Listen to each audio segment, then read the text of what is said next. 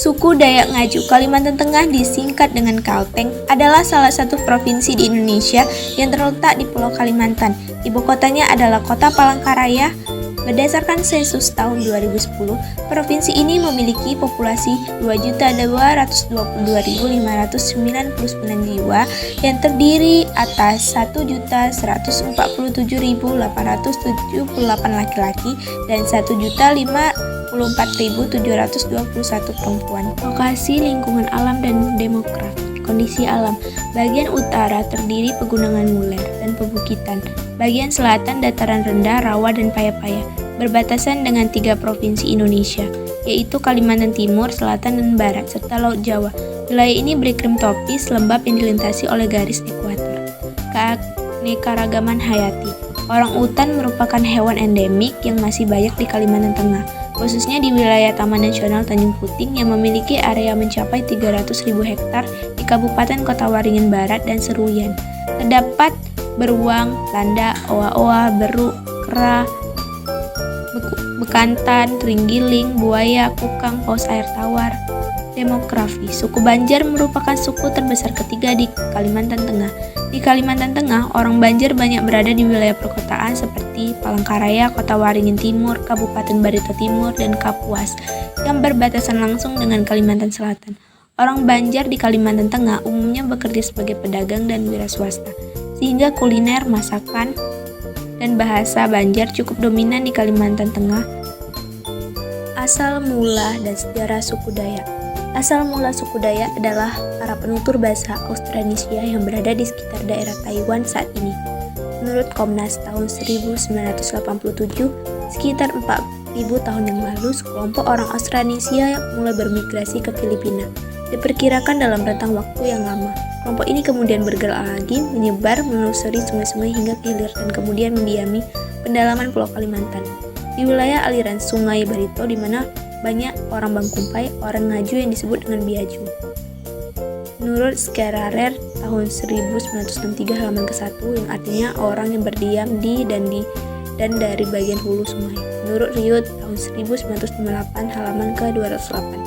Kemudian hari, istilah ini dipungut begitu saja oleh orang Banjar untuk menyebut semua orang pendalaman hulu sungai yang tidak beragama Islam.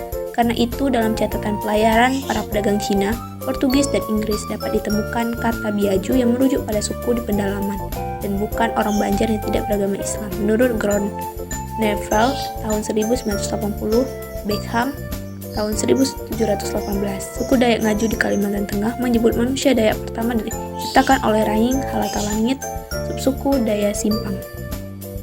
Bahasa Ngaju juga disebut sebagai Biaju adalah sebuah bahasa dalam rumpun bahasa Barito Raya atau Barito Barat Daya yang dituturkan oleh suku Ngaju, berasal dari daerah aliran Sungai Kapuas, Kahayan, Katingan, dan Mentaya di Provinsi Kalimantan Tengah. Terdapat perbedaan dialek antara subetnis yang ada di dalam suku Dayak Ngaju seperti antara penggunaan dialek Kapuas atau Kahayan. Sistem teknologi, Mandau merupakan pedang tradisional yang menjadi identitas suku Dayak. Berhias ornamen khas Dayak, Mandau tidak hanya digunakan untuk bertarung, meskipun terkenal karena kekuatan gaib yang dimilikinya. Mandau juga biasa digunakan masyarakat setempat untuk keperluan berburu, berladang, dan keperluan pembukaan lahan. Senjata ini juga bisa digunakan sebagai alat pelengkap tarian seperti tari Mandau, tari perisai. Rumah adat Betang juga memiliki makna tersendiri, yaitu menjadi sebuah pernyataan secara konkret atau sepenuhnya tentang tata pamong desa, sistem kependudukan, dan bisa menjadi sebuah titik pusat bagi seluruh kehidupan masyarakat yang tinggal dan berada di dalamnya. Wadah yang digunakan masyarakat suku Dayak sehari-hari. Takin Senangkin adalah sebuah wadah yang digunakan untuk membawa padi pada saat panen, membawa buah asam yang dipetik atau dipungut masaknya dari hutan. Kini takin juga dipakai untuk membawa hasil panen sahang yang merupakan komoditi andalan masyarakat perbatasan umumnya. Takin dibuat oleh kaum perempuan dengan bahan baku dan tumbuhan hutan sekitar yang disebut gerenie dan senggang. Takin senangkin digunakan untuk menyimpan padi saat memanen di ladang. Pakaian adat baju sangkarut. Baju sangkarut atau juga dikenal dengan baju basulau merupakan pakaian adat asal Kalimantan Tengah. Baju sangkarut dibuat oleh suku Dayak Ngaju yang bermukiman di daerah Sungai Kapuas, Kalimantan Tengah. Baju berbentuk rompi ini berasal dari bahan dasar alam dengan dihiasi kerang. Benda magis yang dijadikan ornamen penghias baju sangkarut tidak hanya sebagai hiasan. Benda magis ini juga dipercaya membantu pemakainya memiliki kekebalan akan senjata tajam atau senjata api. Inilah yang menjadikan baju sangkarut umum digunakan dalam peperangan. Penamaan baju ini berasal dari kata sangka dengan arti pembatas. Nilai filosofinya, baju ini dapat menangkal setiap gangguan para roh halus yang akan datang pada pemakainya. Selain itu, baju ini dipercaya bisa melindungi pemakaiannya dari pengaruh orang jahat. Bangsa Cina dan India mengenalkan manik-manik untuk melengkapi perhiasan masyarakat yang sebelumnya hanya terbuat dari biji-bijian, kayu, dan tulang. Perpaduan ini menghasilkan pakaian adat yang eksotis dengan tetap mengekspresikan kekayaan sumber daya alam.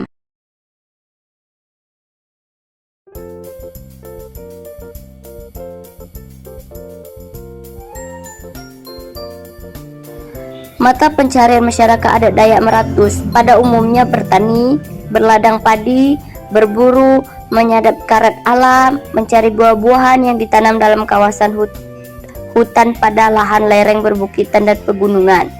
Hasil ladang hanya cukup untuk memenuhi kebutuhan hidup sehari-hari. Hal tersebut menyebabkan masyarakat adat Dayak Meratus menjadi tertinggal dalam setiap bidang pembangunan seperti pendidikan, kesehatan, serta pendapatan di bidang ekonomi. Adapun bentuk atau sistem pemerintahan tradisional yang berlaku pada saat itu adalah sebagai berikut. Yang pertama, Temenggung, merupakan jabatan setingkat kepala distrik. Yang kedua, Damang, jabatan setingkat kepala kecamatan yang melayani sosial kehidupan masyarakat baik untuk kepentingan seremonial, ritual, maupun administratif di tingkat paling bawah pada saat itu. Yang ketiga, Mangku, setingkat kepala kampung. Yang keempat, Singa atau Mantir, merupakan jabatan pendamping kepala kampung, sering juga disebut kepala padang. Kemudian yang kelima, Debung, yang membantu pelaksanaan kepala kampung atau Mangku.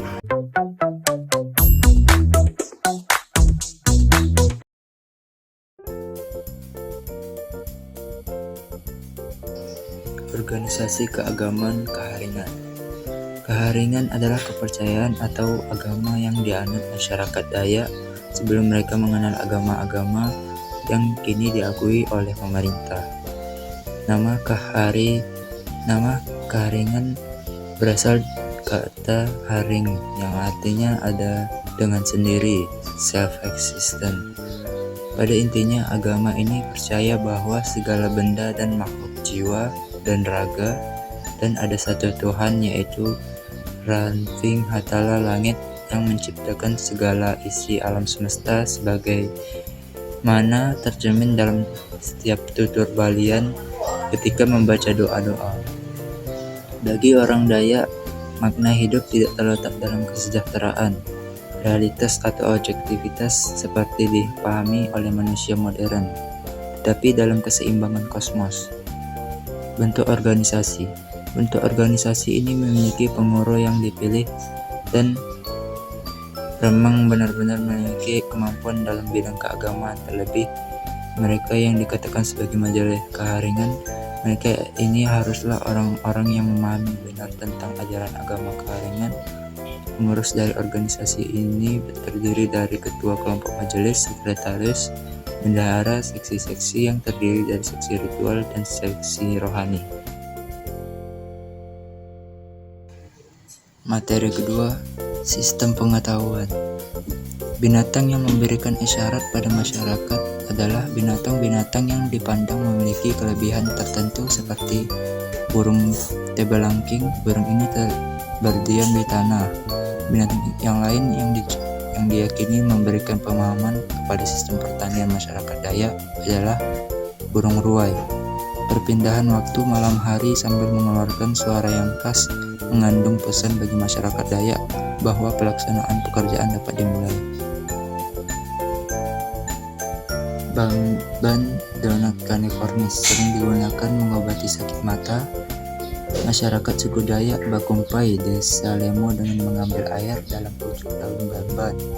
Batang ban-ban muda yang dipotong-potong, cairan keluar lalu dioleskan pada luka bekas gigitan ular, kemudian dibalut dengan kain bersih, sesingut busa. Partisipan Aristatus atau sering dikenal dengan nama kumis kucing digunakan oleh masyarakat suku Dayak Bakumpai di Desa Lemo II sebagai obat untuk mengatasi penyakit diabetes, peluruh kencing, kencing batu, anti radang, dan menstabilkan gula darah.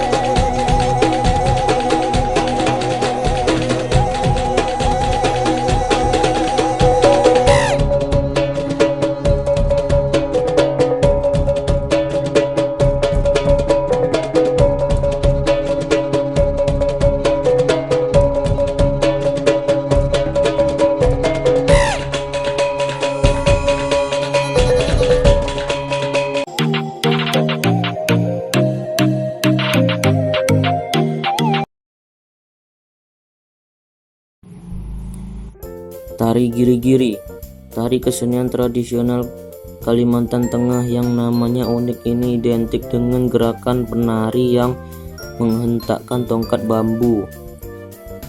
Isi kerikil pada tongkat tersebut akan memunculkan suara nyaring yang menjadi ciri khas tari Giri-Giri. Alat musik, ketambung merupakan alat musik perkuasi sejenis kendang yang memiliki panjang 75 cm.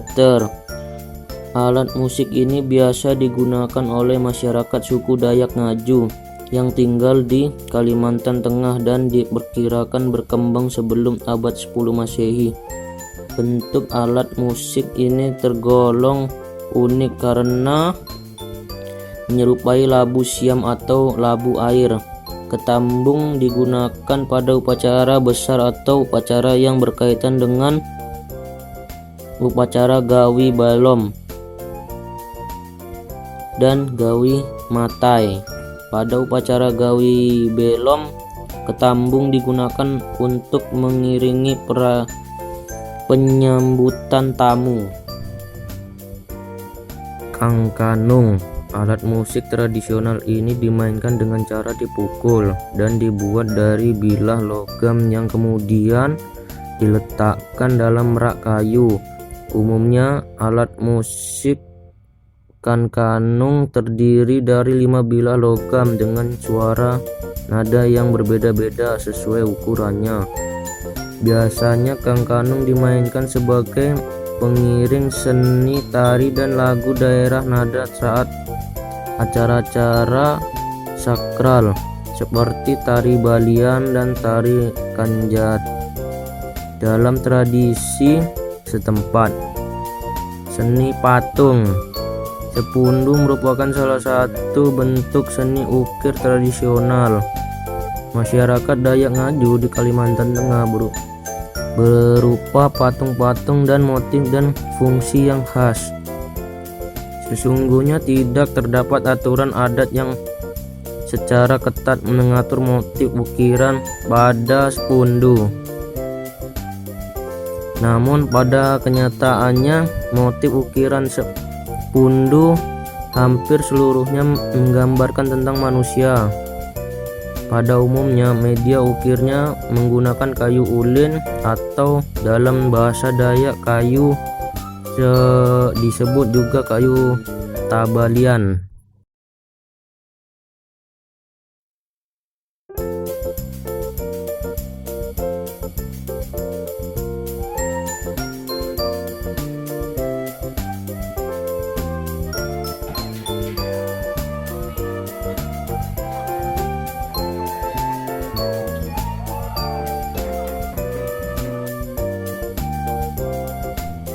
Upacara Tiwah.